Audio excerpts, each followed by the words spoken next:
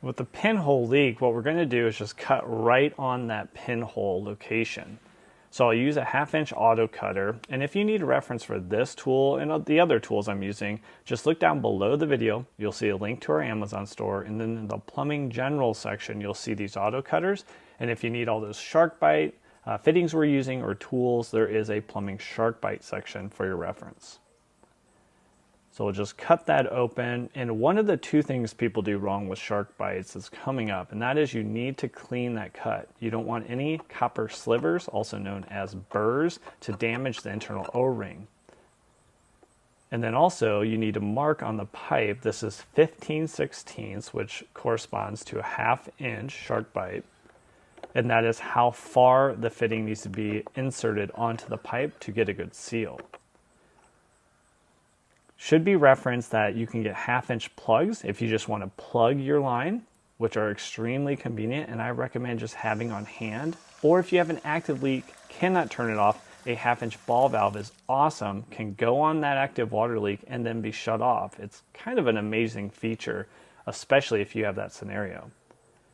Here's our 1/2 inch coupling, which will be our permanent fix with a 25-year warranty for a situation such as this. Now you need a little flexibility in those copper pipes to get this to fit on. If you do not have flexibility, this second solution is actually going to be a preferred solution for you.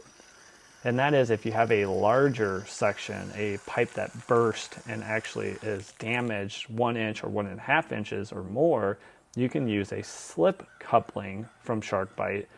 You'll use that slip coupling to mark on your pipe on where you want to make your cut lines. And that's easily to reference. You can just see on the coupling itself.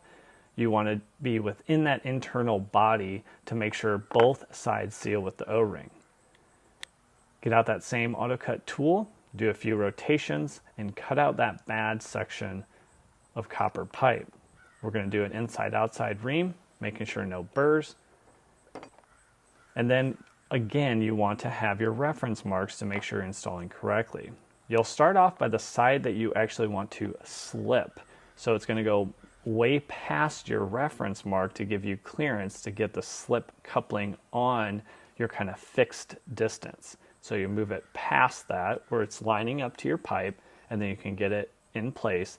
Then you need to use a release tool. This is a little fancier release tool, easier to use, but you can just also use the orange 1/2 inch release tool that comes with, or a crescent wrench works as well. You just need to release the shark teeth to move it along the pipe, making sure you get the correct depth on the other side. Now, I think shark bites are a must for any DIYer, especially having some of those, I call them plugs, but they're actually caps. 1/2 inch caps, 3/4 inch caps. Just having those on hand in your standard plumbing kit can get you out of a tough situation. Now, if you want to see a tough situation that I had recently where I had multiple pinhole leaks and I had to fix those fairly quickly, I'll show you the temporary solution, how to use shark bites, and also the third solution, which is the most common ones even professional plumbers are using these days. So check out this video right here. I'll walk you through the complete repair, and hopefully that'll help you with your own projects around the house. So thanks for joining me on this video, and we'll catch you on that next one. Take care.